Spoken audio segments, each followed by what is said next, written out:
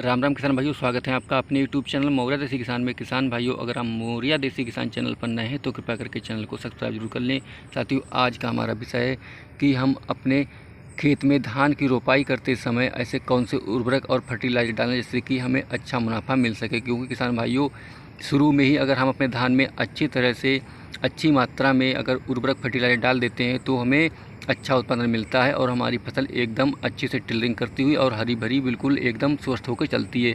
तो भाइयों, हमें शुरुआत में ही खादों का बहुत ही ध्यान देना होता है। तो भाइयों, आपसे मैं एक बात कह देना चाहता हूं कि आप जो भी खाद डालें तो आपको ये बात ध्यान रखनी होगी कि जब आप रोपाई करने के लगभग 4-5 दिन हो जाएं, आप अपने धान की रोपाई कर दें और 4-5 दिन हो जाएं तो उसके बाद ही आप उर्वरक या फर्टिलाइजर डालें। वो किसान साथियों, क्या होता है कि रोपाई करने के तुरंत बाद अगर आप खाद डाल देते हैं तो उस वक्त धान की जड़ लग नहीं पाती है और क्या होता है कि जो हम उर्वरक फर्टिलाइजर डालते हैं तो वो पौधे एकदम से ग्रहण नहीं कर पाते हैं, जिससे हमारे उर्वरक एक तो निछालन क्रिया के द्वारा नीचे चले जाते हैं क्योंकि पानी में डालना होता है और कुछ धूप के द्वारा ऊपर नष्ट हो जाते हैं। तो किसान भाइयों, आपके लिए मैं यही कहूँगा कि आप जब भी उर्वरक डालें तो लगभग आपकी फसल 4 से 5 दिन की ज़रूर हो जाए।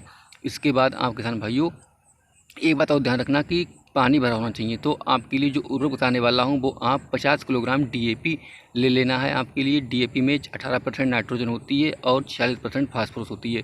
फास्फोरस की बहुत ही अच्छी भूमिका होती है हमारे धान की फसल में टिलरिंग करने में और जड़ों का विकास करने में।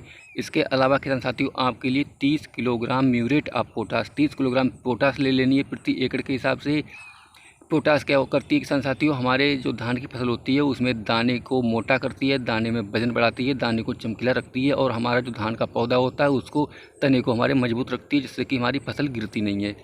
और किसान भाइयों, इसके अलावा आपके लिए 25 किलोग्राम यूरिया ले लेनी है क्योंकि किसान साथियों, यूरिया भी बहुत महत्वपूर्ण योगदान रखती है हमारे फसल को हरा भरा करने में, हमारे फसल में क्लोरोफिल बनाने में और हमारे फसल की वृद्धि करने में और हमारे फसल में ये टिलरिंग करने का भी काम करती है, योगदान करती है टिलरिंग में भी किसान साथियों। इसीलिए आपके लिए 25 किलोग्राम यूरिया ले लेनी है भाइयों। इसके अलावा आपके लिए कोई अच्छा सा दानेदार कीटनाशक ले लेना है। आप चाहें तो 5 किलोग्राम फ्यूराडान ले सकते हैं या आप चाहें तो 5 किलोग्राम रीजेंट ले सकते हैं, लेकिन भाइयों आप किसी अच्छी कंपनी का ही लें।